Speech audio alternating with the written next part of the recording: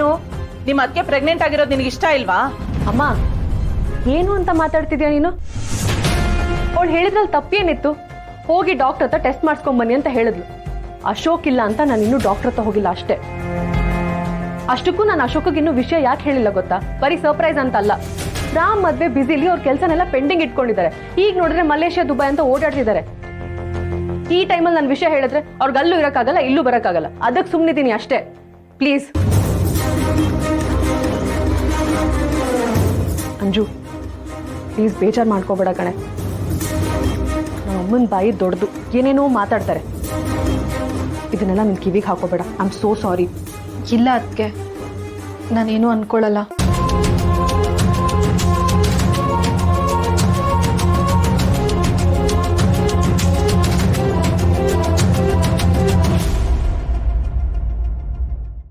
ಹೇಳಿ ತಾತ, ಏನು ವಿಷಯ? ಸೀತಾ ಸಿಹಿ ಜಾತಕನ ಒಂದ್ಸರಿ ಶಾಸ್ತ್ರಗಳಿಗೆ ತೋರಿಸ್ಬೇಕಲ್ಲ. ಜಾತಕನ ಯಾಕೆ? ನನ್ನ ಸಮಾಧಾನಕ್ಕೆ. ತಾತ ನೀವು ಸುಮ್ಮನೆ ಪ್ಯಾನಿಕ್ ಆಗ್ಬೇಡಿ ಪ್ಲೀಸ್. ಅಪ್ಪು, ತಾತ ಸಿಹಿ ಹೆಸರಲ್ಲಿ ಗಣೇಶನ್ ಪೂಜೆ ಮಾಡಿಸ್ಬೇಕು ಅಂತ ಇದ್ದಾರೆ. ಪೂಜೆ ಪುನಸ್ಕಾರ ಎಲ್ಲ ಮಾಡ್ತಾ ಇದ್ರೆ ಒಳ್ಳೇದೇ ಅಲ್ವಾ? ನೀ ಏನು ಹೆದರ್ಬೇಡ. ಸೀತಾ, ನಿಮ್ಮಿಬ್ಬರ ಜಾತಕನು ಕೊಡಮ್ಮ.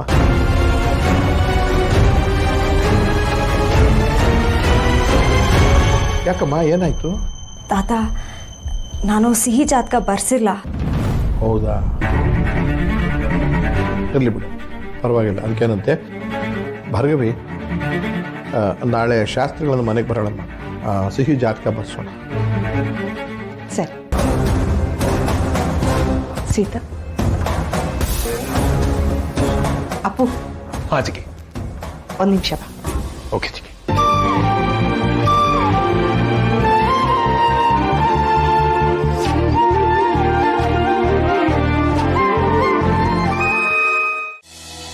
ಜೀವನ ತಿರುಳು ಹೂವ ತಳೆದ ಗುಲಾಬಿಯಿಂದ ಮನಕಹುದೇನು ನೋವು ಸಂತಸವು.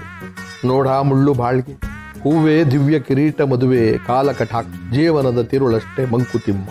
ನೀವ್ ಏನ್ ಹೇಳಿದ್ರೆ ನನ್ಗೊಂದು ಅರ್ಥ ಆಗ್ಲಿಲ್ಲ ಬಿಗ್ರೆ. ಈಗ ನೀನು ಗುಲಾಬಿ ಗಿಡ ನೋಡಿದ್ಯಲ್ಲ, ಅದರಲ್ಲಿ ಮುಳ್ಳು ಇರುತ್ತೆ, ಹೂವು ಇರುತ್ತೆ. ಮುಳ್ಳು ನಾವು ನಡೆದು ಬಂದ ದಾರಿ, ಕಷ್ಟಗಳು.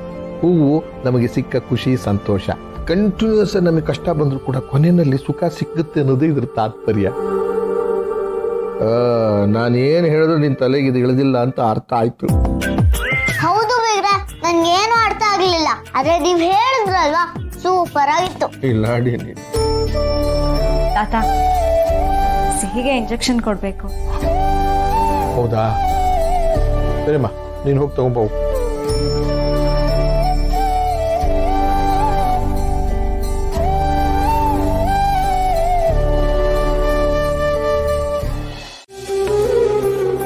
ಶಾಸ್ತ್ರಿಗಳೇ, ನಿಮ್ಮನ್ನು ಕರೆಸಿದ ಉದ್ದೇಶ ನಮ್ಮ ಮಗು ಸಿಹಿದು ಜಾತಕ ಬರ್ಸ್ಬೇಕಾಗಿತ್ತು. ಆಗ್ಲಿ ರಾಯರೇ. ಸೀತಾ, ನಮ್ಮ ಸಿಹಿ ಹುಟ್ಟಿದ ಜಾಗ, ದಿನ, ಗಳಿಗೆ ಎಲ್ಲ ವಿವರವಾಗಿ ಹೇಳ್ಬಿಡಪ್ಪ. ಹೇಳಿ ತಾಯಿ. ಹುಟ್ಟಿದ ದಿನಾಂಕ, ಹುಟ್ಟಿದ ಸ್ಥಳ,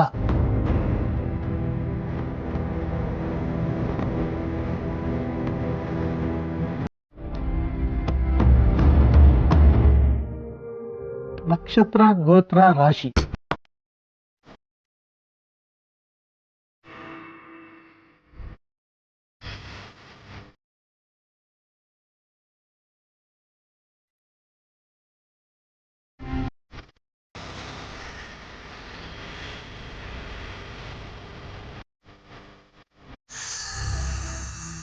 ಆಯ್ರೆ,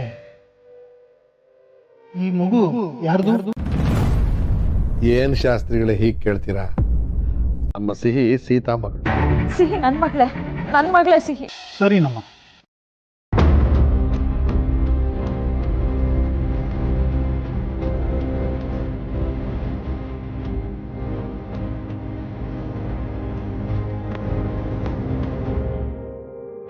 ಏನಾಯ್ತು ಶಾಸ್ತ್ರಿಗಳೇ? ರಾಯ್ರೆ, ಏನಂತ ಹೇಳಿ?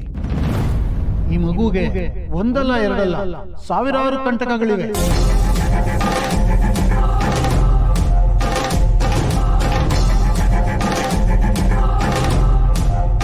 ಅದರಲ್ಲೂ ಈ ಮನೆಗೂ ಈ ಮಗುಗೂ ಒಂದಲ್ಲ ಒಂದು ಗಂಡಾಂತರ ಬರ್ತಾನೆ ಇರುತ್ತೆ.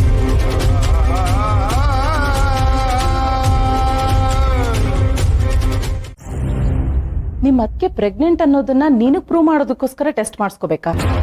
ಮೊನ್ನೆ ನೀನ್ ಇದೇ ಮಾತು ಹೇಳಿದಾಗ ನಾನ್ ನಿಮ್ ಡಾಕ್ಟರ್ಸ್ನೆಲ್ಲ ಬೈದಿದ್ದೆ ಅಲ್ವಾ?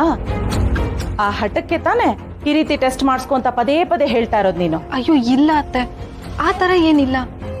ಒಂದ್ಸಲ ಡಾಕ್ಟರ್ ಹತ್ರ ತೋರಿಸಿದ್ರೆ ಒಳ್ಳೇದು ಅಂತ ಹೇಳಿದೆ, ಅದೇ ತಪ್ಪ ಅತ್ತೆ. ತಪ್ಪು ಅಂತ ನಾನು ಹೇಳ್ತಾ ಇಲ್ಲಮ್ಮ. ಇವತ್ತಲ್ಲ ನಾಳೆ ಟೆಸ್ಟ್ ಮಾಡಿಸ್ಕೊಳ್ಳೇಬೇಕು, ನಾನೇನ್ ಇಲ್ಲ ಅಂತ ಹೇಳ್ತಿಲ್ಲ.